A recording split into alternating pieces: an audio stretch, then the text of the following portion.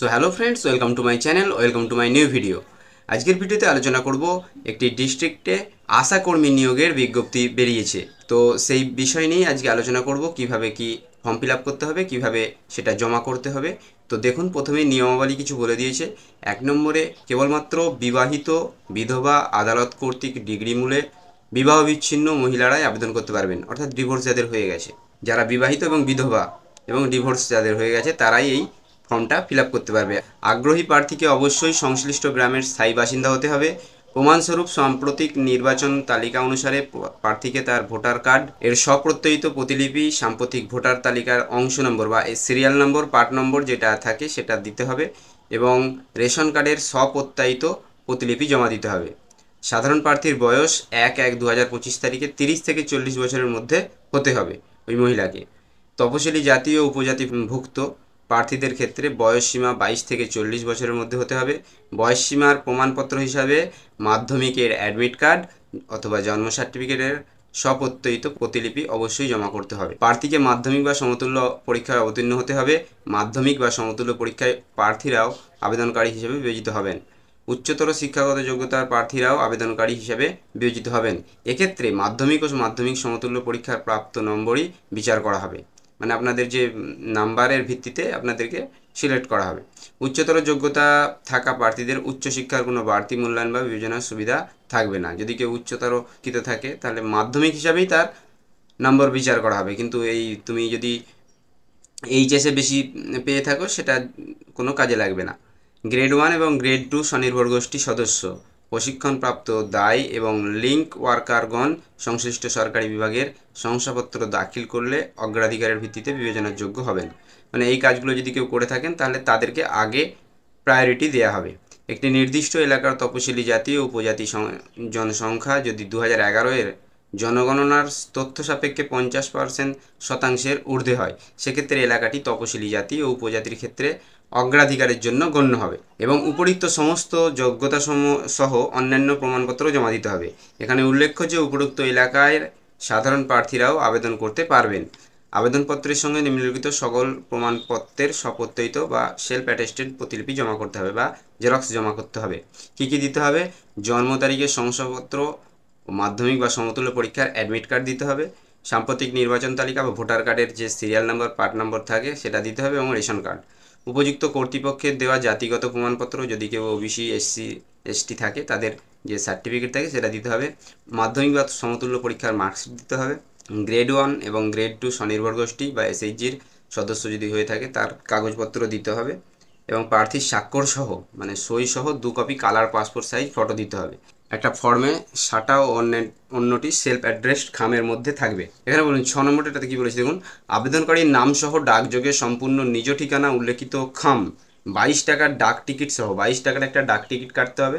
সেই ডাক টিকিটের মাধ্যমে আপনাকে ওই এনভেলপের মাধ্যমে বা ওই খামের মধ্যে সব কিছু প্রমাণপত্র হিসাবে দিতে হবে, ওই সব কিছু জেরক্সগুলো দিয়ে দিতে হবে।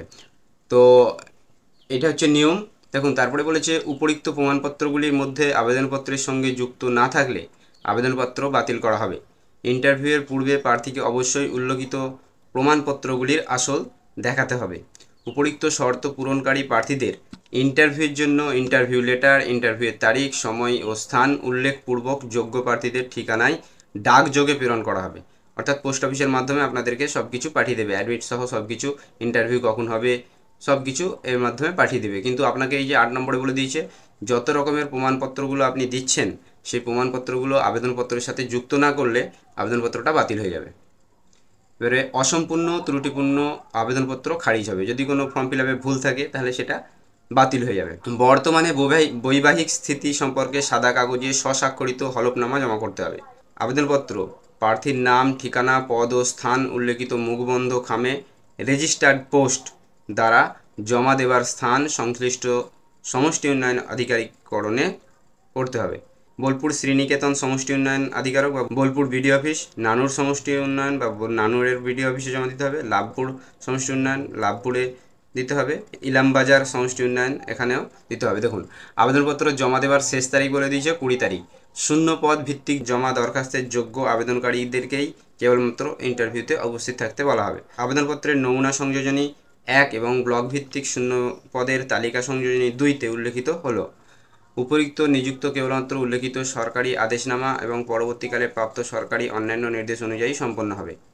তো এখানে ডিটেলসটা বলে দিয়েছে যে ব্লক ওয়াইজ ভ্যাকেন্ট এরিয়া, বোলপুরের বোলপুর সাব ডিভিশন সেটাই কোনখানে ভ্যাকেন্সি আছে সেটা একটু দেখিয়ে দিচ্ছে। দেখুন এখানে ইলামবাজারে কটা আছে, আচ্ছা নানুরে কটা আছে, লাভপুরে আছে, আর বোলপুর শ্রীনিকেতনে আছে। যদি কারো এই পিডিএফটা লাগে আমি তাদেরকে দিয়ে দেবো।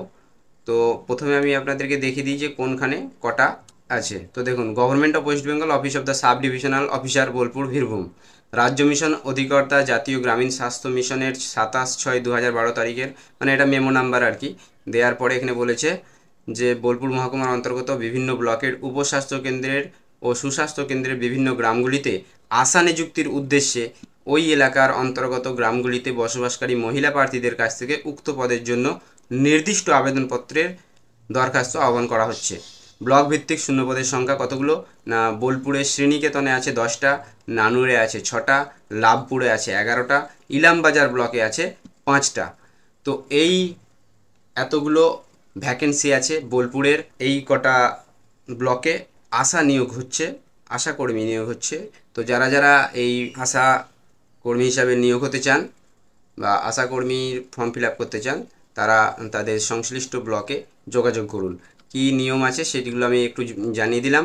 তো এই ছিল আজকের ভিডিওটি কেমন লাগলো একটু জানাবেন, আর ভিডিওটি যদি ভালো লেগে থাকে একটা লাইক দিয়ে সাবস্ক্রাইব করে আমার পাশে থাকবেন। Thank you.